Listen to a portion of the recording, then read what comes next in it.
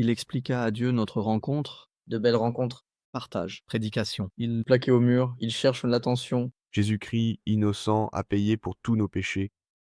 Et hier, c'était drôle parce que j'étais assis avec mon fils et mon fils était un peu grognon, vous savez, et j'essayais de l'aider, n'est-ce pas?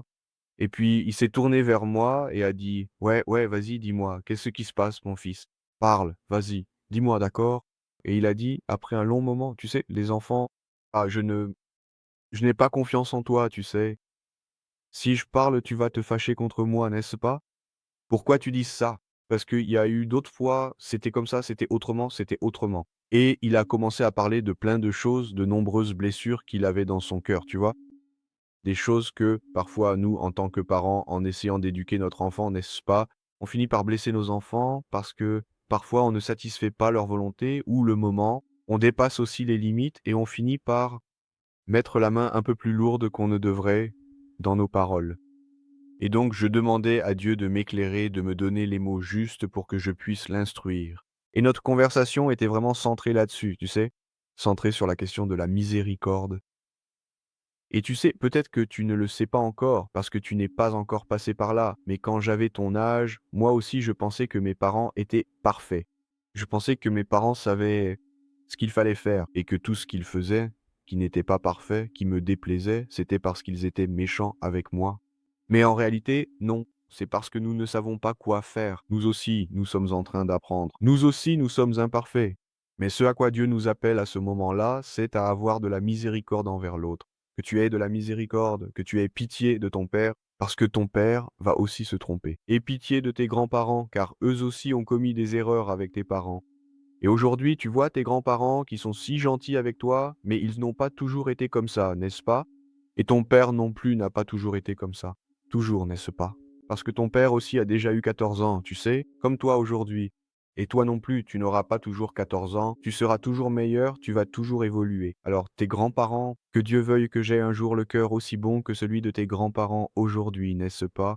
Et que toi aussi, plus tard, tu puisses avoir la perception que ton père a aujourd'hui, tu vois? Mais que nous ayons de la miséricorde parce que et pardonner l'autre, n'est-ce pas? Pardonne, pardonne. Que Dieu vienne nous apporter, c'est que nous comprenions que nous sommes ici pour une raison, n'est-ce pas? Nos erreurs sont intentionnelles. Dieu ne nous a pas mis ici pour que nous fassions des erreurs sans raison. Il nous a placés ici pour que nous apprenions la miséricorde, pour que nous apprenions ce qu'est l'amour, n'est-ce pas? Pour apprendre à regarder l'autre avec une perspective d'imperfection et non de perfection, tu vois? Alors que nous puissions aussi nous regarder nous-mêmes et nous pardonner quand nous faisons des erreurs et pardonner l'autre quand il se trompe. Alors, chaque fois que quelqu'un commet une erreur envers nous, que nous n'ayons pas un regard de jugement cruel, mais que nous ayons un regard miséricordieux, compatissant, que nous sachions que l'autre fait de son mieux, n'est-ce pas? Et que nous aussi, nous faisons des erreurs, que nous sommes également victimes de ce processus. Donc, plus tôt nous pourrons apporter cette perception à notre vie, plus nous aurons de sagesse. On acquiert de la sagesse, et plus on monte haut sur la montagne, plus on s'élève, n'est-ce pas? Alors, et gloire à Dieu que ce soit à 14 ans, à 10 ans, à 8 ans, peu importe l'âge.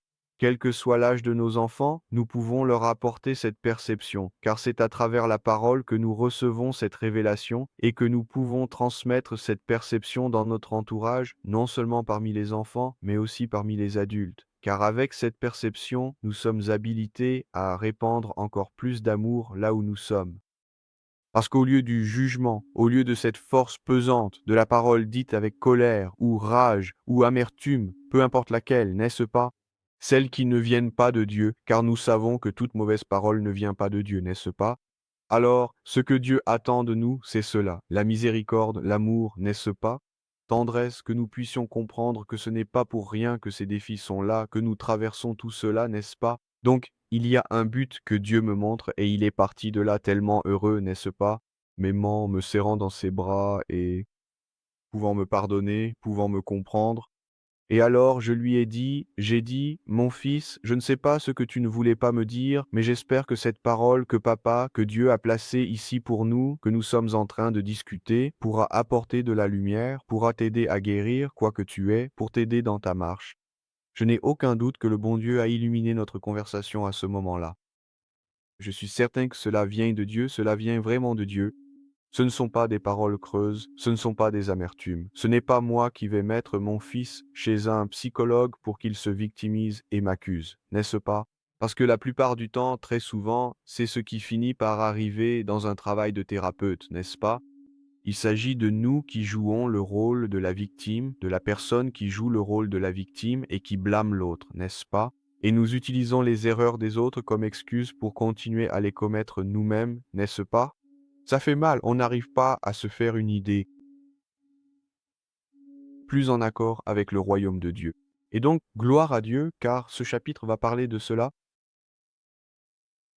à propos du repentir, à propos de la miséricorde. Nous avons beaucoup à apprendre, amen.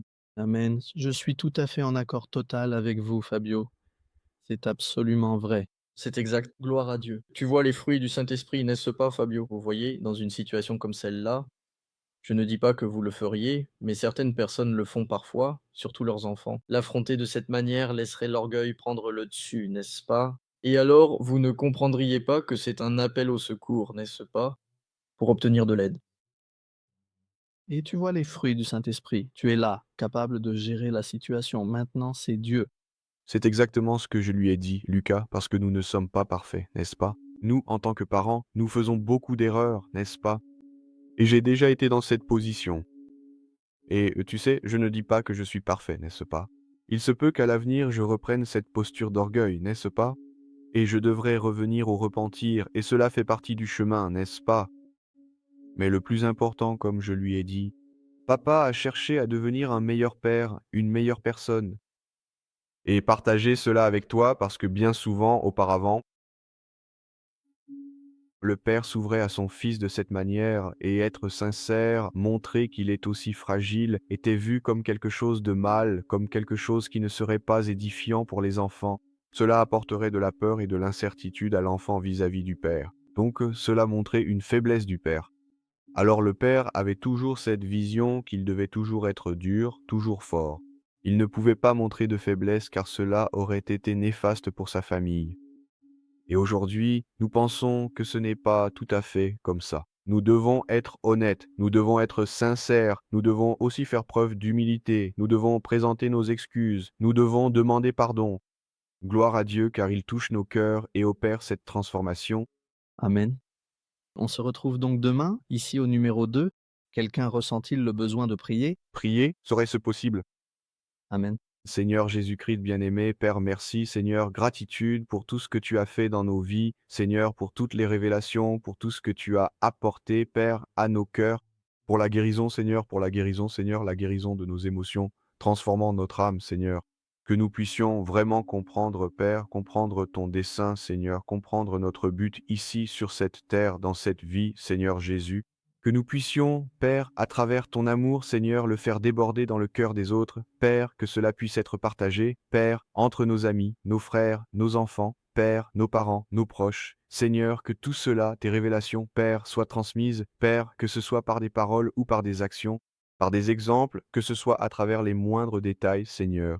Que tout honneur, toute gloire te reviennent, Père, car bien souvent nous savons, Père, que nous sommes utilisés, Seigneur, comme des instruments, que ce soit en prononçant une parole, Seigneur, ou en étant un exemple dans la réussite, ou un exemple dans l'erreur, que tout soit selon ta volonté, Seigneur, pour ta gloire, Père, car nous sommes ici disponibles pour toi, sachant que ce n'est pas à propos de nous, Père, il ne s'agit pas d'être parfait. Père, il ne s'agit pas de notre vanité, de notre orgueil, Père, mais il s'agit de toi, Père, de ton royaume, de tes enseignements. Que ta volonté soit faite, Père, ici sur la terre, dans le ciel, Seigneur, où que nous soyons, Seigneur Jésus, c'est pourquoi. Merci d'illuminer nos cœurs, de prendre soin de chacun de nous, Seigneur, de nous apporter les instructions nécessaires, Père, les graines que tu as semées dans nos vies chaque jour, Seigneur. Merci, Père, pour les guérisons, Seigneur, pour les guérisons physiques, pour les guérisons spirituelles, émotionnelles. Merci de nous guider, de nous protéger, Père, de nous éloigner du mal, Père, de nous protéger en permettant que rien de mauvais ne nous atteigne, Seigneur. Tu sais, Père, toutes les épreuves, mais tu sais aussi, Père, quel est le fardeau que chacun peut porter, Seigneur. Tu es bon, Père, tu es miséricordieux, Seigneur. Tu es le Père qui accueille, tu es le Père qui nous nourrit, Seigneur, à tout moment. Merci, Seigneur Jésus-Christ, de prendre soin de nos enfants, de prendre soin de chacun, Père. tu es présent dans nos vies, Seigneur, pour prendre soin de nous, pour nous accueillir, nous nourrir à chaque instant. Nous sommes conscients que, grâce à la persévérance, grâce à la miséricorde, nous pouvons poursuivre ce chemin sereinement, Seigneur. Confiant, Père, confiant que nous t'avons, Père, pour le soutien dont nous avons besoin, Père. Et que les personnes soient touchées par toi, Père, que l'Évangile soit porté aux quatre coins de la terre, Seigneur. Que les gens puissent connaître ta parole, Seigneur Jésus. Et non par orgueil, Seigneur, mais par miséricorde. Car nous savons, Père, la puissance de ta parole, Père, que, même si tant d'autres, Père, ont du mal à comprendre, Père, à saisir, Seigneur Jésus, pensant qu'il s'agit de l'orgueil du chrétien, Père, pensant que c'est une barrière, Seigneur. Et pensant qu'il existe un mur, Seigneur, mais que toutes ces frontières, toutes ces barrières, Père, tombent à terre, afin que les gens puissent voir, Père, qui tu es, Seigneur, qui est ton amour, Seigneur. Qu'ils puissent voir ta miséricorde, Père, se repentir, Père, se prosterner devant toi, Seigneur, comprendre qu'il n'y a qu'en toi, Père, le salut. Que tu es le chemin, Père, tu es le chemin vers Dieu, Père, tu es le chemin vers tout, Seigneur, dans nos vies. Seigneur Jésus, que nous puissions être livrés à toi à chaque instant, Seigneur. Merci Père pour cette journée merveilleuse. Que le Seigneur continue de nous bénir tous et de nous accompagner pour toujours. Amen, amen.